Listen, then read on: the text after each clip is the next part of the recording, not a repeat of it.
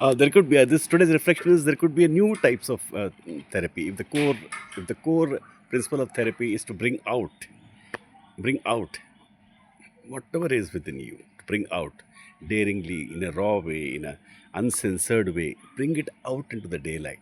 What is called bringing out from the basement to the balcony. One good technique using the video would be to speak out, like better than journaling, because you can just speak out. They say that you need some person, you need some chat gpt to speak out. Why chat gpt? Why not your own self with the videos? This is what I'll try now, so that it be an inspiration for others who might want to do. So what are the things bothering me? What bothers me as a unique individual? I think I can put it in a succinct way as MBA. I want to complete MBA. It's not getting completed. M is mortality. What really bothers me is death.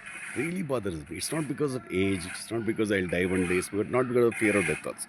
It's because when I see death very clearly, my curse is that I find it very funny.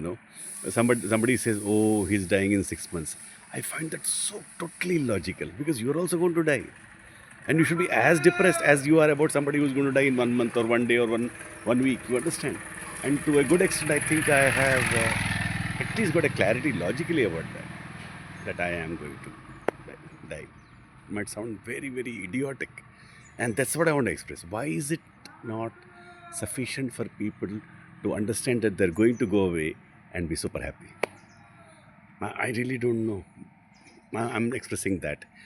I know there are many things they have got up, they are in illusion, they are this, that, but still I want to ask. It seems so simple.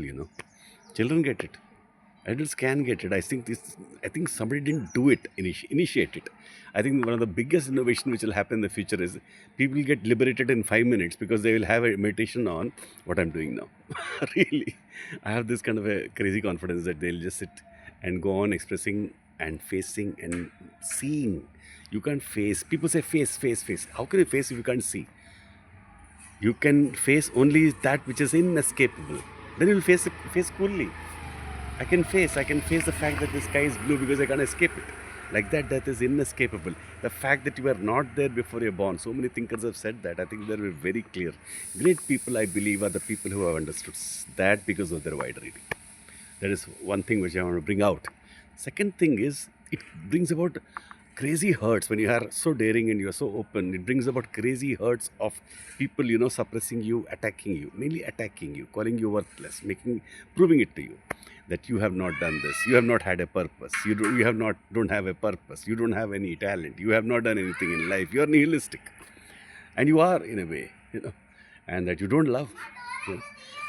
And the interesting thing is that actually only when you are free like that do you actually be very creative and do it for the fun of it. What I miss, what every person is missing, is that fun of it. So facing death leads to a complete fun based life, and what comes in between is has to be called with one word: total shit, because it is meaningless, illogical, catching on beliefs. It becomes very complicated, which is why the third point is, if you have read everything, unfortunately, can you come to a point where you can be free. See, I can see some kids there shouting, in that other house, shouting loud. It really bothers me because they are fighting for their freedom, that freedom to just enjoy. They'll be enjoying, and somebody say, "Do this, do this, do this, do this, do this." So all this thing is inside you. Obedience. It's not just that you're not like the world. Very many people have seen who are really not like the world. They're different, but they're not able to break free. They have broken free yet are not able to break free. They go back to their mother, they go back to their father. They want some kind of a security. If not their immediate background, they want some leftism security, rightism security, objectivist security. You understand? There is nothing like that. Therapy comes when you completely open up honestly about what you are.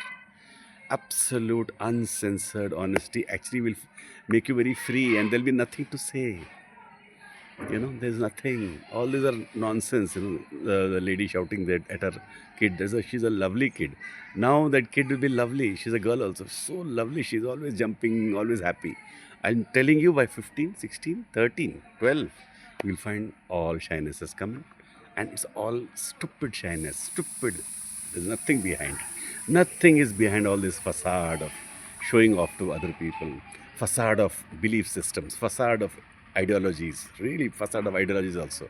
Because if you read firsthand the books, they said something else. If you read Karl Marx firsthand, it's a different experience. You will not agree with him. You will see his bias. Russell has given a review of Karl Marx, it's correct. But Russell read Karl Marx properly. And he can't express everything. From a common man's perspective, there's a lot to learn from Karl Marx. Lot to learn from a first-hand reading of any great book. We don't read books. We don't read books. We cling to books. We don't read books. We cling to books. We cling to slogans. We cling. Without that, it's almost as if we'll die without that. Because you'll really die. Not die, but you'll find your emptiness. You need to cling to something. You can cling to only this universe and your perception and have nothing inside you. What Bruce Lee says, be empty. Because everything is you have cleared. So once you have cleared everything, you'll feel the bliss. That comes from wide reading, and that comes from really facing death. Death facing is not easy. How can it be easy? How can it be easy to face something so bafflingly wondrous of the fact that you are popped in the earth and going out of the earth? It's very subtle, and it is not just subtle. It's not just subtle. It requires habit of facing. These are facts. If you can't face facts, you have to keep on facing until you face it. Give lot of evidence for it. You understand? That is a great suggestion of Bertrand Russell and Carl Sagan. They are my favorite philosophers in terms of application. And my most favorite is, of course, Leonard Peikoff, who took Einstein's philosophy, applied it beautifully, and came up with this concept of integrative education. You have to read basic subjects deeply, holistically, comprehensively. No question should be left unanswered. What a master of the universe you will be then, isn't it? And you will not be a master of the universe or yourself. You'll be nothing. You'll find that there's nothing. It's a very peculiar feeling.